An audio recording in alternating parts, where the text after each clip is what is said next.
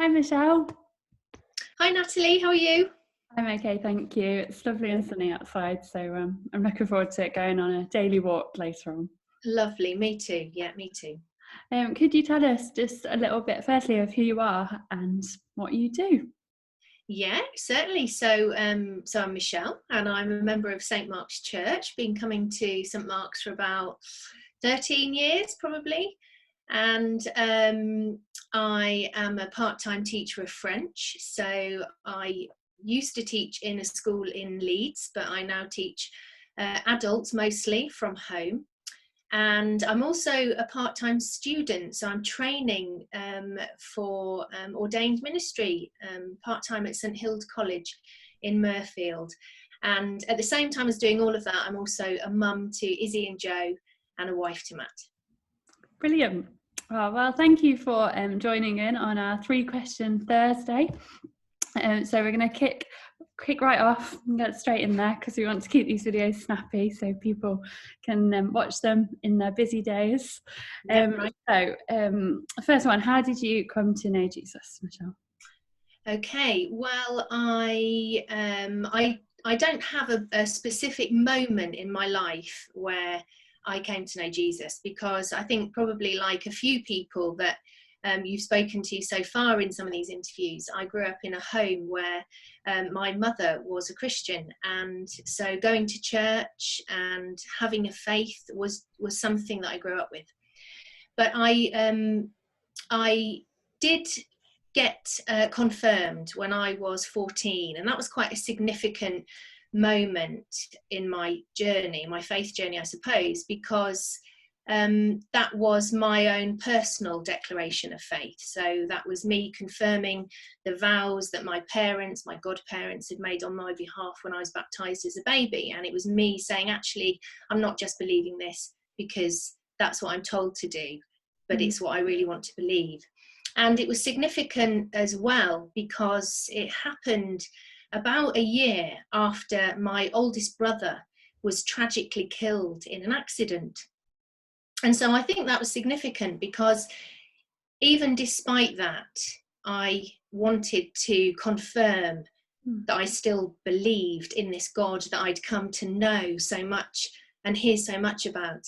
And of course, that massive, very, very sad life event caused me at 13, as I was, to ask lots of big questions about faith, about God. So, you know, who is this God that I've come to know and hear so much about, and where is he at work in my life, and you know, how does it work when really bad things happen to us or to people that we love? And even though I think I didn't have the answers to those questions, probably still don't have the answers to those questions, I still knew that God is a God of love, and that he had a plan for me and a purpose for me, and that was good.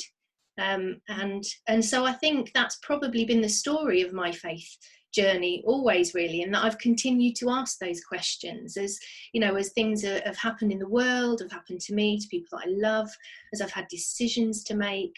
I've always been curious to know God more, and I love the Bible, and you know, and through asking those questions, I've really come to love Scripture. And one of the things that I am always amazed at is it doesn't matter how many times I read the same stories or the same verses in the Bible, every time it says something new to me, or I notice something that I'd never noticed before.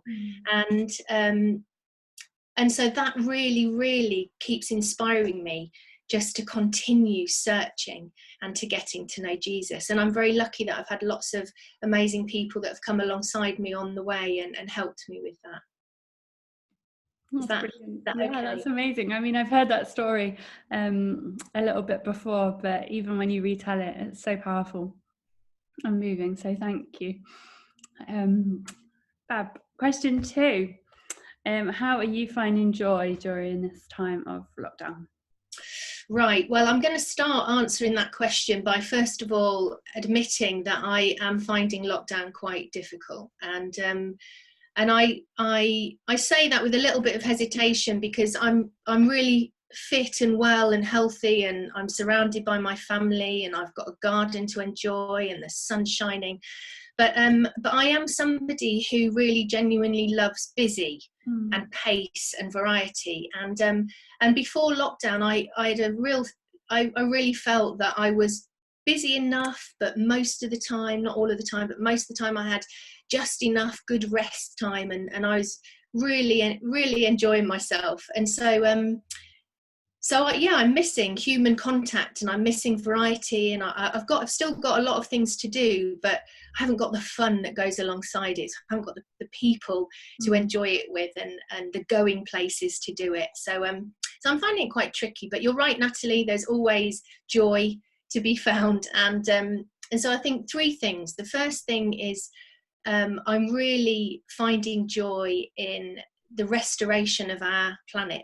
And in creation, and I've been hearing and reading about how rivers and streams and canals and seas are just becoming much cleaner, and the air is less polluted, and I can hear the bird song every day, not just in the morning. I always used to wake up and think, oh, I love listening to the birds, but it seems as if they're just so much brighter and all the time. It's there, you can hear them all the day long.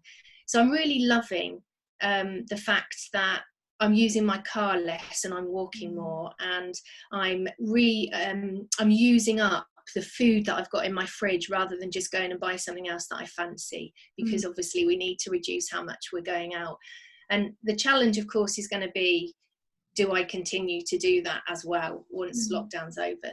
But I'm really finding joy in that. The second thing is definitely family time, and I'm sure lots of us would say that. And so my house is a busy house. My husband is away at work lots, sometimes overnight, usually. Well, he's at home working from home now. And my children are teenagers, so they're out at school during the day, and then in the evening they're studying or they're doing their activities, and of course that's not happening at the moment.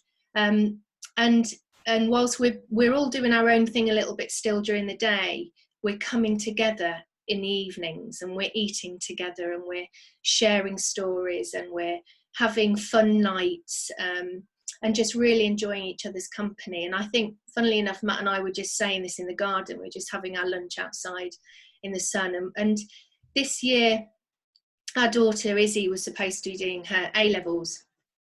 So I have to say my love and prayers to all of you students who have now, having to kind of look to alternative plans, really. My thoughts and prayers are with you, because I know that that's a really distressing time for you. But so she was supposed to be doing her A-levels and heading off. And Matt and I this year were having that moment that parents have when one of their little children is going to fly the nest, and thinking about what's that going to mean for our family dynamic and how sad we were going to be. And of course we're still hoping and praying that she and other students like her get to head off to new ventures in September.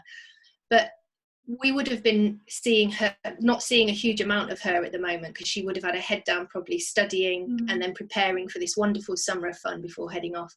And so we feel that we've been given a real gift in these extra weeks, months that we've got, having her at home and having that time with her and Joe together. So that's a real joy. And then the third one, I think, is being able to join in with lots of other churches around Harrogate and further afield for services. And I'm really missing going to church. I know that you don't, going to church doesn't make you a Christian, and there's more to the church, being the church, than just the building. But I am genuinely really missing physically going to church and physically receiving Holy Communion and physically worshipping alongside my friends and church family. But it's been really great to be able to join St. Mark's online at the midday prayers and at least one of the Sunday services. But I've also been loving joining in with other churches. So I've been doing morning prayer with Pannell and Beckwithshaw, or did it with Knaresborough this morning with Stromer. And I've been doing evening prayer with St. Nick's in Durham, which is where I sometimes spend some time for my studies. And then joining with the Church of England website. And I think it's it's a great way of reminding ourselves that the church is so much bigger than we have it be sometimes. And it's just been great to be able to do that. Wow, they are three wonderful ways of finding joy. But thank you for being for sharing so honestly as well, that this time isn't easy. And I think it's almost easier for us to just carry on and just try and be happy and try and just put on a false aura about us, whereas actually it's really important that we share and we be honest about how we feel. So thank you. And then finally, when this is all over, because it will be, what is the first thing that you will do? Well, where do I begin with that one? I suppose it depends on how long we are restricted for. And my family live far away, and Matt's family. So we both grew up down south. So our closest relatives are about 150 miles away from us. So we don't see them daily, weekly, or even monthly, perhaps, like we would if they lived locally. And we'd got a few dates in the diary, really, in the next sort of month or so to be seeing some of those. So I guess if it continues much beyond that, then really catching up with some of our family will be the first thing that I'd like to do. But if not, I think for me, going to the seaside is going to be one of the first things that I do. So probably Saltburn, which is a favourite of ours, and we've got a disposable barbecue, not a disposable, a portable barbecue that we take sometimes to the beach. We get there early, we have a barbecue. One of us usually drops the ketchup in the sand, and we'll probably have fish and chips, and I think I'll just enjoy the sounds and the sights and the smells of the seaside. And it's debatable whether I'll be able to squeeze into my wetsuit when all of this is over, but if I can and the waves are good, the surf's good, then I'll probably stick my wetsuit on, get my bodyboard out, and ride a few waves and enjoy the seaside. Oh wow, you might find me following you behind. I think there might be a few people. Maybe eating the fish and chips and absolutely. being seaside. Yeah, absolutely. That's a great way to look forward and look ahead. Yeah. Thank you so much, Michelle, for your time today. Pleasure. And I'll look forward to seeing you in person again really soon. But thank you for joining us. Thank you, Natalie. Thank you. God bless. Bye. Yeah, God bless. Bye.